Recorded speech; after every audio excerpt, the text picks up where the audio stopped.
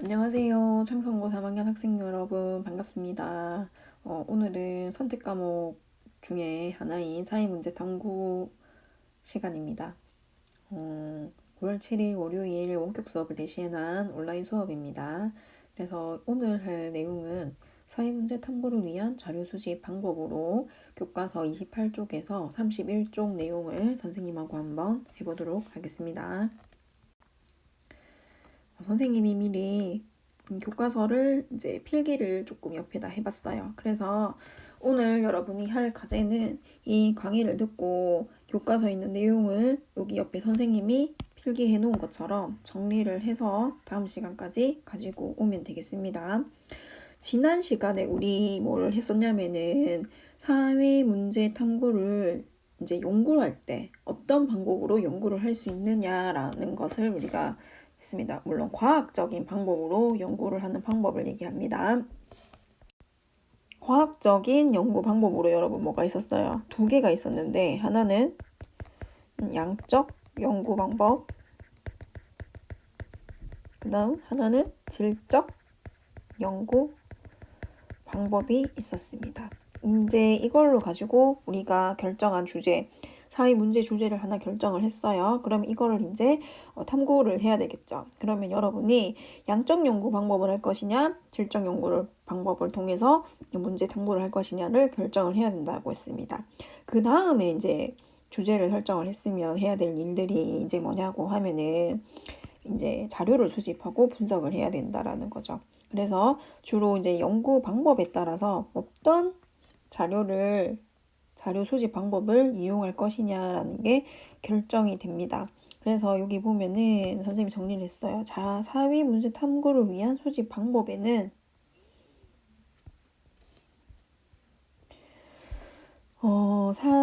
자료 수집 방법의 유형에는 질문지법, 면접법, 참여관찰법, 문헌연구법 이렇게 있다고 여기 나와 있죠. 이 네 개에 대해서 우리가 이제 자료 수집을 어떻게 할 것이냐라고 이제 배울 게 될 거예요. 그럼 여러분은 여러분이 선정한 주제를 이제 탐구를 해야 되잖아요. 그러면 자료 수집 방법을 이 네 개 중에서 하나를 선택을 해야 된다라는 거죠.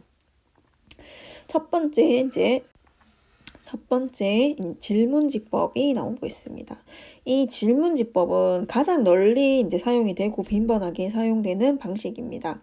그래서 이제 요거를 내용을 한번 같이 볼까요?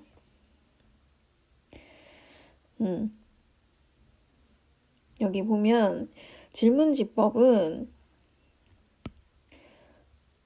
사회과학 연구에서 가장 빈번하게 사용된다. 그 다음에 어떻게 하는 거냐? 여러분이 이제 연구에 필요한 주제들이 있을 거예요. 그거를 질문을 구성한 질문지, 우리 흔히 이제 우리들이 부르는 설문지 같은 것들을 생각을 하면 되겠죠.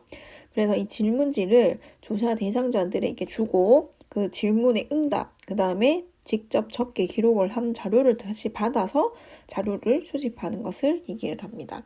그래서 이거는 일반적으로 양적 연구에서 통계 분석을 목적으로 활용이 된다라고 했습니다. 그 이제 방법은 어떻게 하느냐? 직접 대면 조사를 하거나 집집마다 우리 지금 찾아가서 통계 조사하는 게 뭐가 있나요, 여러분? 호구 조사를 우리가 보통 우리나라에서 5년마다 한 번씩 하는데 그거는 온라인으로 하는 게 아니라 사람들이 각각 그 집에 가서 그 집에 누구누구가 살고 있습니까를 조사를 하는 방법을 얘기를 하겠죠. 그 다음에 우편으로 설문조사를 한다. 전화로 한다. 그 다음에 인터넷을 통해서 한다라는 거죠. 그 다음에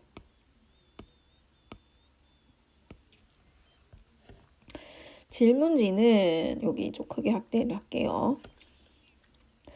탐구 주제에 적합하면서도 응답자가 쉽게 이해할 수 있도록 어떻게 해야 된다. 간결하면서도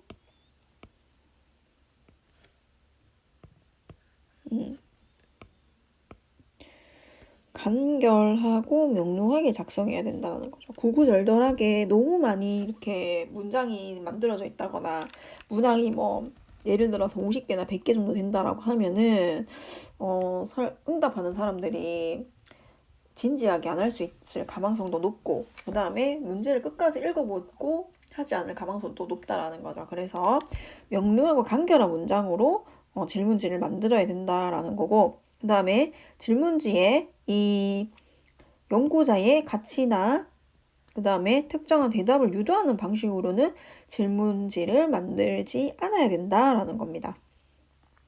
그 다음에 여기 보면, 그래서 여기 이제 내용을 선생님이 정리를 해놓은 걸 보면서 정리를 여러분도 같이를 하면 되겠습니다. 그 다음에 이제 유의사항에 대해서 질문지법을 많이 사용을 하게 되는데, 조사 대상자를 우선에는 잘 선정을 해야 된다라는 거. 이게 굉장히 중요합니다. 만약에 청소년을 대상으로 하는 설문조사다라고 했을 때 그 모집단 전체를 조사하기는 어렵죠. 우리나라에 있는 전국에 대한민국에 있는 청소년을 대상으로 조사하기는 어렵잖아요. 그 다음에 세계를 대상으로 청소년을 대상으로 조사를 하긴 어렵잖아요. 그러니까 이걸 어떻게 해야 되느냐. 표본 집단을 추출을 잘해야 된다라는 건데 어떻게 추출해야 되느냐. 성별, 지역, 연령, 재산, 학력 등 이 집단의 특성이 잘 반영될 수 있도록 표본을 추출해야 되는데 이것을 대표성의 원리다라고 한다는 겁니다.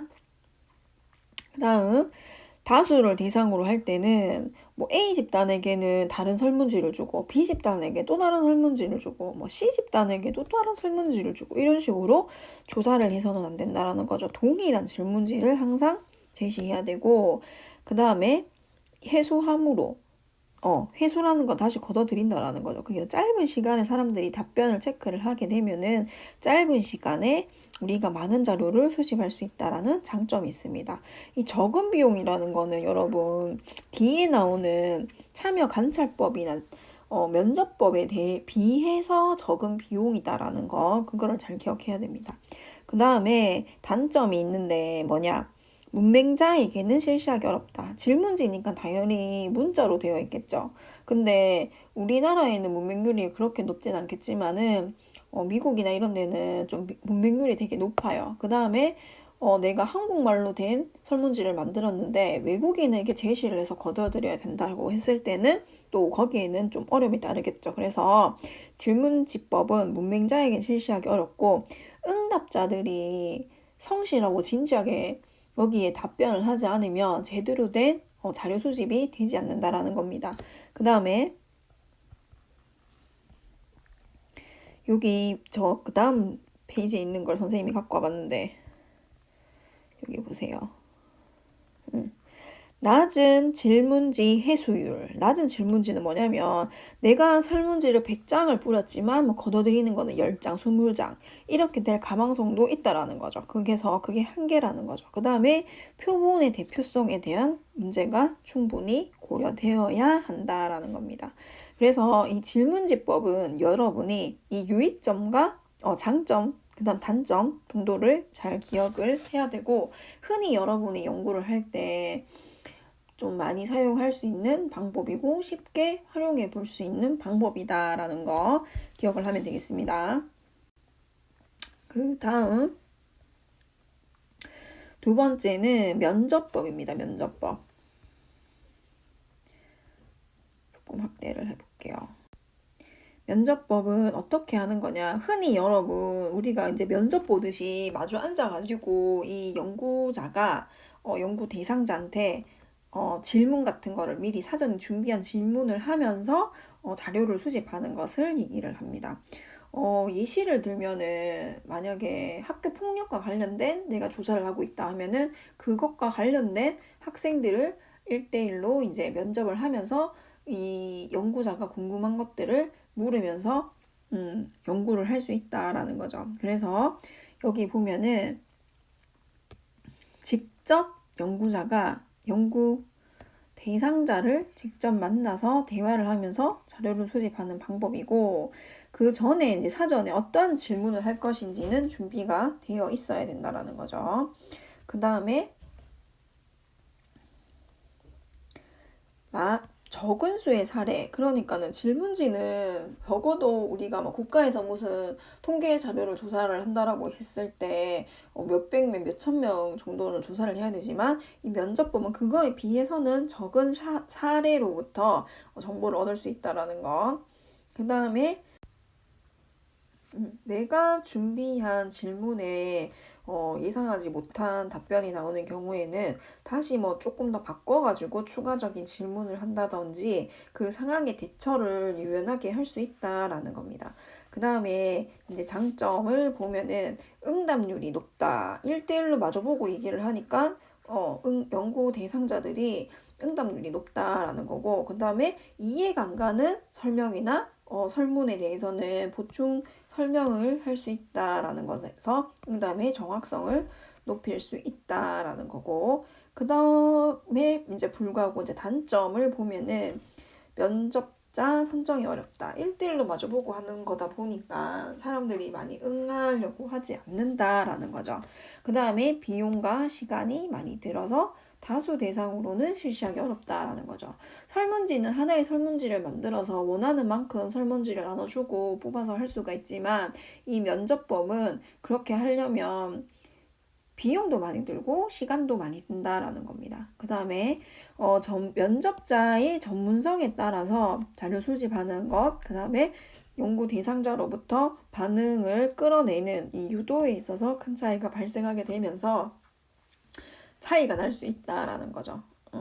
연구에 차이가 날 수 있다. 그 다음에 면접자인 주관이 개입될 가망성이 높다라는 겁니다. 그 다음에 이제 여기 교과서 정리한 내용 그래서 한번 같이 볼까요? 특징은 비교적 적은 사례로부터 깊이 있고 자세한 정보를 얻고자 하는 방법이 바로 이 면접법이고, 연구자와 연구 대상자의 상호작용으로 진행된다. 그 다음에 질문할 내용을 미리 조사표를 통해서 만들어 놓고 대화를 나누면서 반응을 이끌어내는 것을 말한다. 장점은 응답률이 높고 그 다음에 보충 설명도 가능하다. 그렇기 때문에 정확성을 높일 수 있다.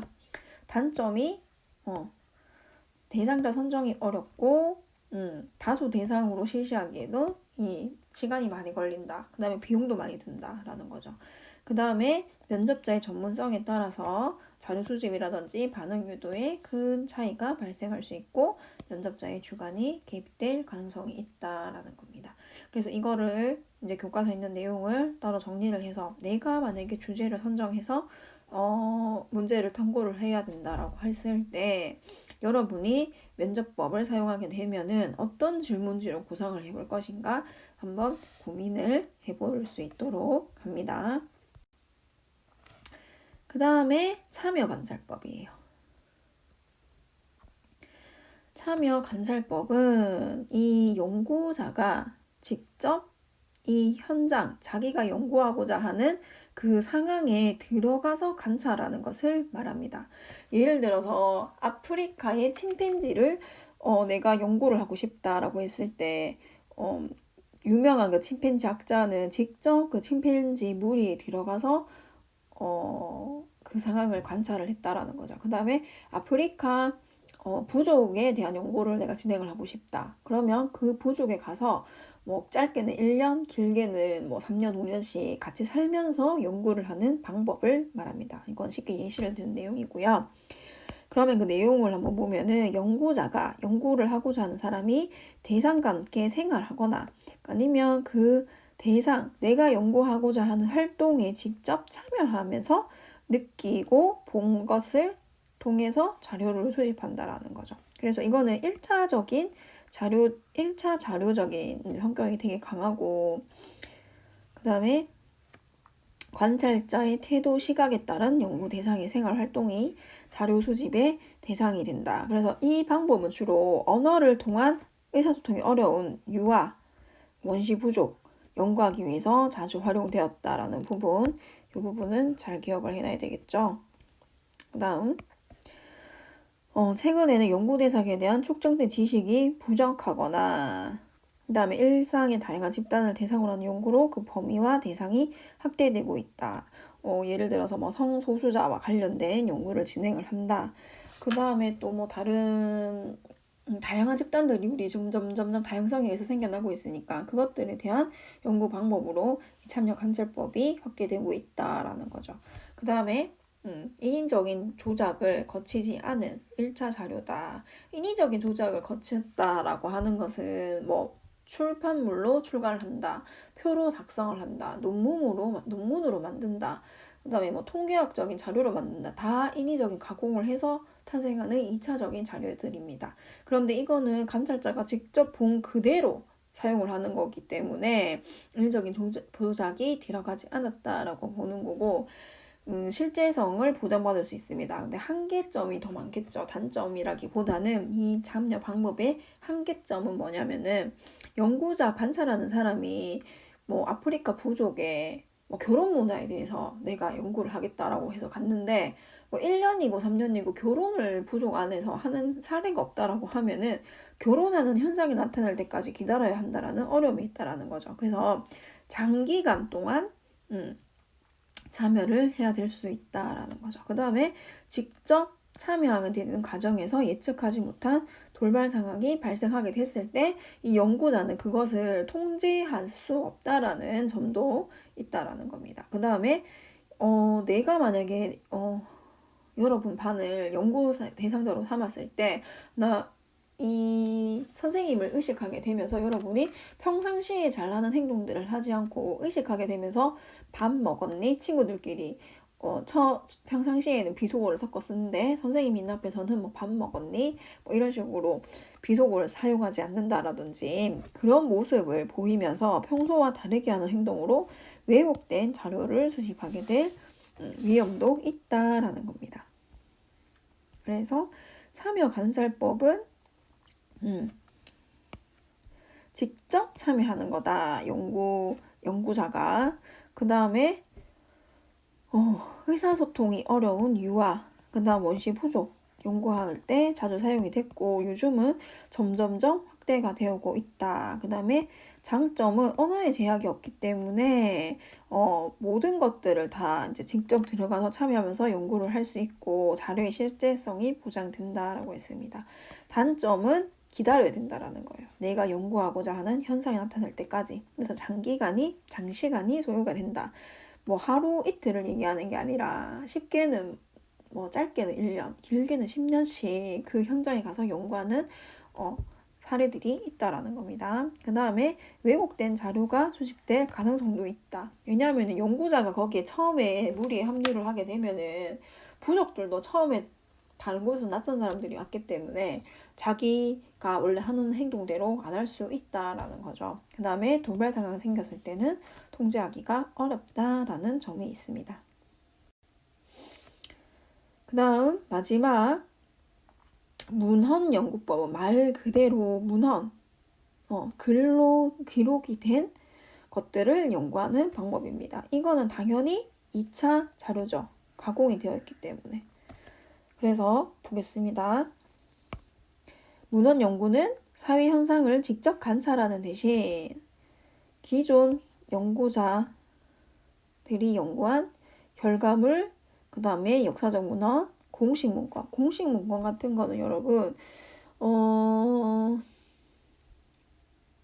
우리가 학교에 오는 여러 가지 문서들이 있어요. 그거를 5년이면 5년, 3년이면 3년 보관을 해야 된단 말이에요. 그러면 정부기관에서 발행한 문서들을 얘기합니다.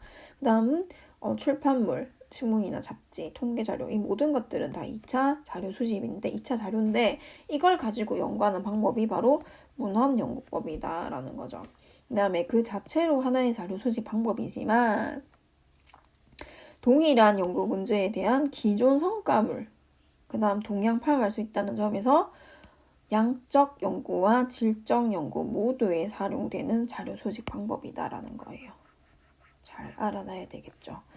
앞에 그러면 예시를 들어서 여러분 우리 지금 배운 게 면접법, 참여관찰법, 질문지법이 있었잖아. 이 중에서 양적 연구 방법에 많이 이용되는 거는 뭐겠어요, 여러분? 당연히 질문지법이겠죠. 그 다음에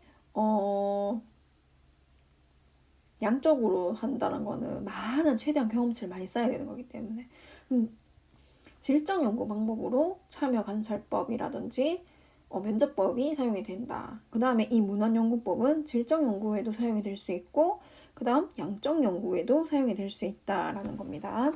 그 다음에 직접 관찰하는 수고를 덜어주고 시공간적으로 접근이 어려운 사회문제 현상을 탐구할 수 있도록 해주고 비용도 적게 준다는 장점이 있다. 그러면 여러분이 많이 할 수 있는 방법이겠죠. 주제를 하나 설정을 했을 때 그것과 관련돼서 내가 직접 관찰하거나 경험을 해볼 수 없다. 그러면 뭘 이용하면 되는 거예요? 맞습니다. 관련된 도서, 그 다음에 통계 자료, 그 다음에 신문 잡지 이런 것들을 통해서 여러분이 연구를 할 수 있고 주제 탐구를 할 수 있다라는 겁니다. 그 다음 확보한 문헌 자료의 신뢰성, 정확성에 문제가 발생할 수 있다. 이 문헌이 객관적으로 증명된 문헌이 아닐 수 있다라는 거고 통계 자료가 잘못된 통계 자료일 수도 있다라는 거고 공증된 신문이나 잡지, 공증된 공식 문건이 아닐 수도 있다라는 거죠. 그 다음 이 문헌을 해석하는 과정에서 이 문헌은 그렇게 얘기를 한 게 아니었는데 내가 이 책을 읽으면서 문헌을 접하면서 내가 그 내 가치대로 해석을 하는 거예요. 그게 주관적 가치가 개입된다라는 거죠. 그래서 조금 이런 단점, 한계점이 있다라는 겁니다. 그래서 여기 선생님이 필기로 정리한 부분을 같이 볼게요. 문헌연구법은 그러니까 기존의 연구자들이 연구해서 결과물로 나와 있는 문헌들, 공식 문건, 신문 잡지, 통계 자료 등 2차 자료를 수집하는 방법이고 양적, 질적 연구 방법에 모두 사용이 된다라는 거죠. 장점은 직접 관찰하는 수고를 덜어주고 시공간적으로도 접근이 어려운 사회 문제 현상 탐구가 가능하게 해준다라는 거죠. 선생님이 여기서 지금 조선시대를 연구할 순 없잖아요. 그럴 때는 통계 자료를 이용할 수 있고 역사적인 문헌을 이용할 수 있다라는 겁니다.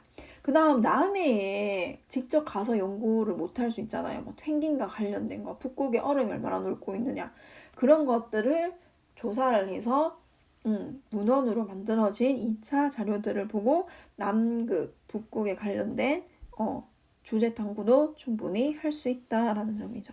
그래서 남해에 직접 가보지 않으니까 뭐 당연히 비용이 적게 드는 거는 말할 수 없겠죠. 참여 감찰법에 비해서는. 단점은 확보한 문헌 자료의 신뢰성, 정확성에 문제가 발생하게 될 경우에는 이 주제 탐구 자체가 큰 문제가 될 수 있다라는 거고 주관적 가치가 개입하게 될 수 있다라는 겁니다.